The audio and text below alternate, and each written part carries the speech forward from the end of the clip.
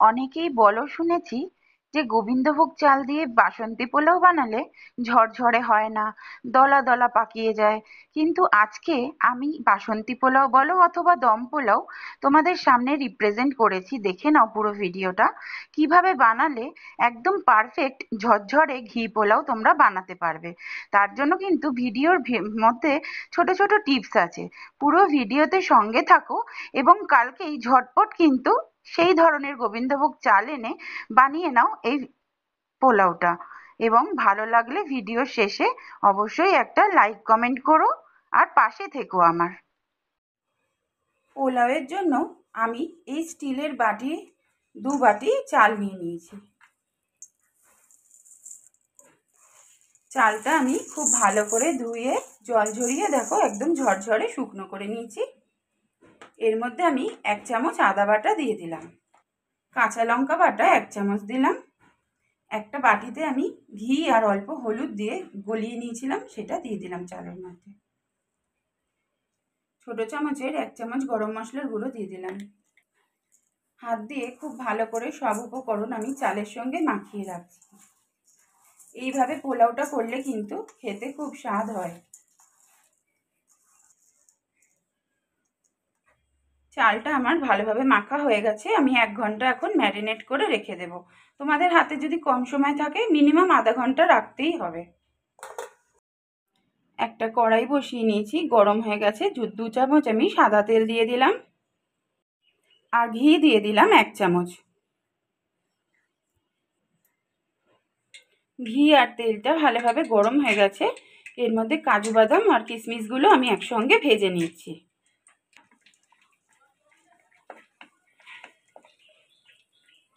এগুলো আমার ভালোভাবে ভাজা হয়ে গেছে, তুলে রাখছি। ওই তেলের মধ্যেই 2টো তেজপাতা আর কয়েকটা গোটা গরম মশলা আমি ফোড়ন দিয়ে দিলাম। ফোড়নটা খুব ভালো করে নাড়া হয়ে গেছে। এবার ওই মেখে রাখা চালটা, যেটা ম্যারিনেট করে রেখেছিলাম, দিয়ে দিলাম তেলের মধ্যে। 2 থেকে 3 মিনিট চালটা আমি ভালো করে ভেজে নিচ্ছি ঘি আর তেলের সঙ্গে।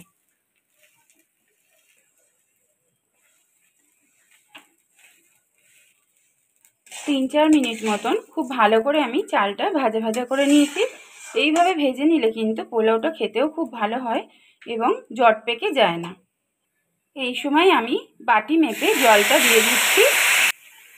যে বাটির মাপের আমি চাল নিয়েছিলাম সেই বাটির মাপেরই 2 বাটি মাপের জন্য 4 বাটি জল দিয়ে দিলাম।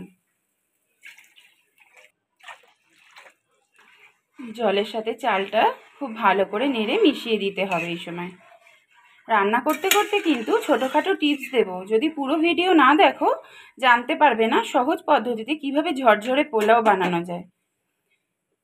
এই সময় কিন্তু ভাজা কাজু কিশমিশটা আমি চাল আর জলের মধ্যে দিয়ে দিলাম।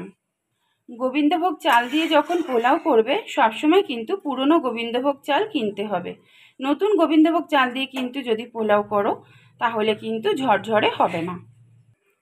চাল আর জল ফুটতে শুরু করেছে, এই সময় কিন্তু পরিমাণ মতন লবণ দিয়ে দিচ্ছি আমি। দম পোলাও যেহেতু একটু মিষ্টি মিষ্টি হয় তার জন্য আমি 2 চামচ চিনি দিয়ে দিলাম। চিনিটা তোমরা তোমাদের স্বাদ মতন দেবে। আবার একটু নেড়ে চালের সাথে লবণ আর চিনিটা মিশিয়ে দিচ্ছি। এই সময় এর মধ্যে আমি বড় চামচের 1 চামচ গোলাপ জল দিয়ে দিলাম। গোলাপ জল দিলে সেন্টটা খুব ভালো হয়, তার জন্য দিয়েছি। আবার একটু নাড়িয়ে দিচ্ছি। চালটা সেদ্ধ হওয়ার জন্য একটা থালা দিয়ে আমি ঢেকে দিলাম। 10 মিনিট হয়ে গেছে, এবার আমি ঢাকনাটা সরিয়ে নিচ্ছি। খুন্তি দিয়ে আবার একটু ওপর নিচ করে দিচ্ছি আমি। এই সময় আবার 1 চামচ একটু ঘি দিয়ে দিচ্ছি আমি।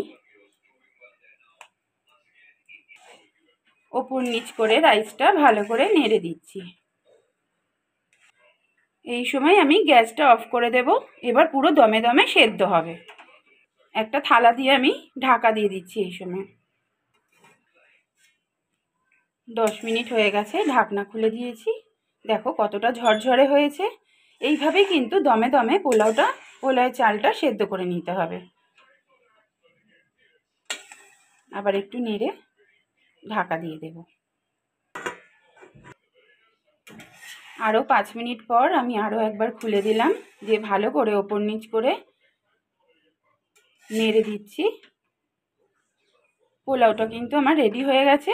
আজকের দম পোলাওয়ের রেসিপি যদি তোমাদের ভালো লেগে থাকে অবশ্যই লাইক কমেন্ট শেয়ার করে দিও বন্ধুরা।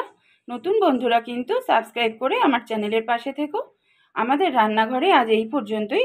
খুব শিগগিরই আবার অন্য ভিডিও নিয়ে দেখা হচ্ছে তোমাদের সঙ্গে।